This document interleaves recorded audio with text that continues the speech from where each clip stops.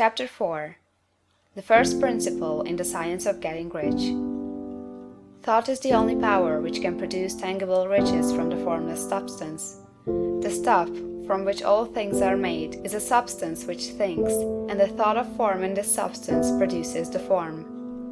Original substance moves according to its thoughts.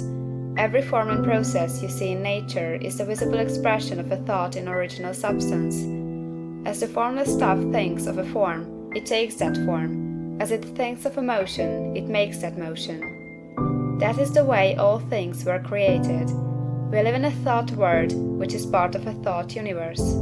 The thought of a moving universe extended throughout formless substance, and the thinking stuff moving according to that thought took the form of systems of planets and maintains that form. Thinking substance takes the form of its thought and moves according to the thought. Holding the idea of a circling system of suns and worlds, it takes the form of these bodies and moves them as it thinks. Thinking the form of a slow-growing oak tree, it moves accordingly and produces the tree, though centuries may be required to do the work. In creating, the formless seems to move according to the lines of motion it has established. The thought of an oak tree does not cause the instant formation of a full-grown tree, but it does start in motion the forces which will produce the tree along established lines of growth. Every thought of form, held in thinking substance, causes the creation of the form, but always, or at least generally, along lines of growth and action already established. The thought of a house of a certain construction, if it were impressed upon formless substance, might not cause the instant formation of the house, but it would cause the turning of creative energies already working in trade and commerce into such channels as to result in the speedy building of the house.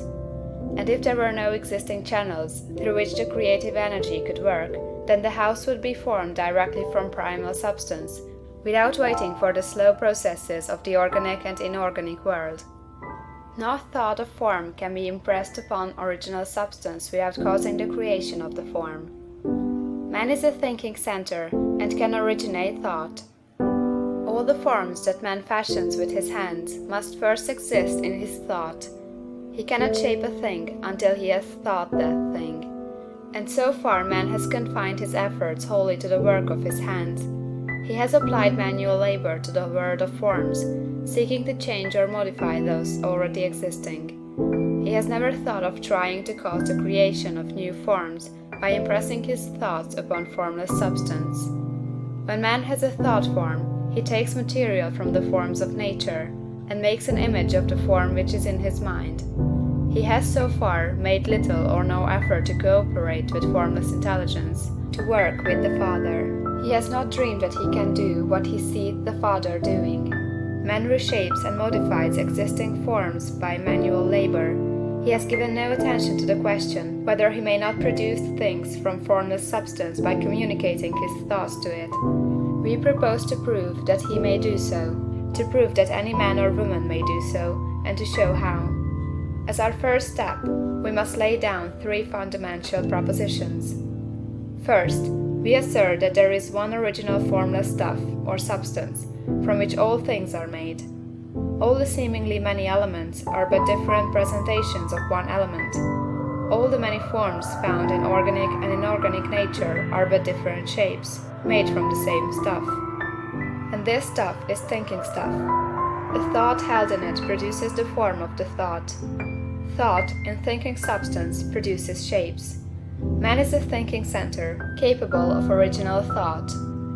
If man can communicate his thought to original thinking substance, he can cause the creation or formation of the thing he thinks about. To summarize this, there is a thinking stuff from which all things are made, and which, in its original state, permeates, penetrates, and fills the interspaces of the universe. A thought in this substance produces the thing that is imaged by the thought. Man can form things in his thought, and by impressing his thought upon formless substance, can cause the thing he thinks about to be created.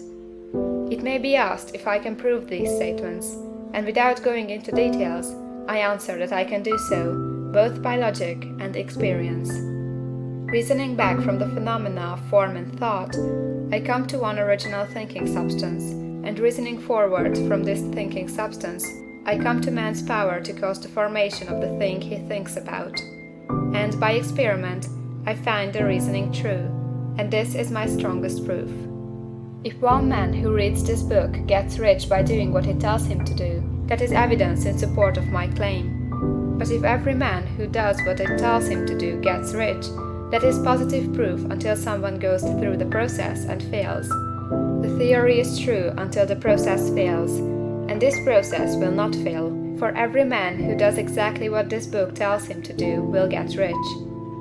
I have said that men get rich by doing things in a certain way, and in order to do so, man must become able to think in a certain way.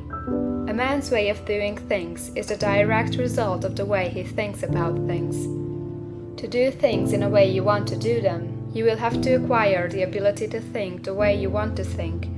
This is the first step toward getting rich. To think what you want to think is to think truth, regardless of appearances. Every man has the natural and inherent power to think what he wants to think, but it requires far more effort to do so than it does to think the thoughts which are suggested by appearances. To think according to appearance is easy. To think truth, regardless of appearances, is laborious, and requires the expenditure of more power than any other work man is called upon to perform. There is no labor from which most people shrink as they do from that of sustained and consecutive thought. It is the hardest work in the world. This is especially true when truth is contrary to appearances. Every appearance in the visible world tends to produce a corresponding form in the mind which observes it, and this can only be prevented by holding the thought of the truth. To look upon the appearance of disease will produce the form of disease in your own mind, and ultimately in your body, unless you hold the thought of the truth, which is that there is no disease. It is only an appearance, and the reality is health. To look upon the appearances of poverty will produce corresponding forms in your own mind, unless you hold to the truth that there is no poverty. There is only abundance. To think health when surrounded by the appearances of disease, or to think riches when in the midst of appearances of poverty, requires power. But he who acquires this power becomes a mastermind. He can conquer fate. He can have what he wants. This power can only be acquired by getting hold of the basic fact which is behind all appearances, and that fact is that there is one thinking substance from which and by which all things are made. Then we must grasp the truth that every thought held in this substance becomes a form, and that man can so impress his thoughts upon it as to cause them to take form and become visible things. When we realize this, we lose all doubt and fear, for we know that we can create we want to create, we can get what we want to have, and can become what we want to be. As a first step toward getting rich, you must believe the three fundamental statements given previously in this chapter, and in order to emphasize them, I repeat them here. There is a thinking stuff from which all things are made, and which, in its original state, permeates, penetrates, and fills the interspaces of the universe. The thought in this substance produces the thing that is imaged by the thought. Man can form things in his thought, and, by impressing his thought upon formless substance, can cause the thing he thinks about to be created. You must lay aside all other concepts of the universe than this monistic one, and you must dwell upon this until it is fixed in your mind, and has become your habitual thought. Read these creed statements over and over again, fix every word upon your memory, and meditate upon them until you firmly believe what they say. If a doubt comes to you, cast it aside as a sin. Do not listen to arguments against this idea. Do not go to churches or lectures where a contrary concept of things is taught or preached. Do not read magazines or books which teach a different idea.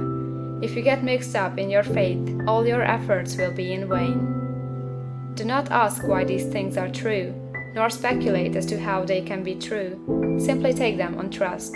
The science of getting rich begins with the absolute acceptance of this faith. End of chapter 4.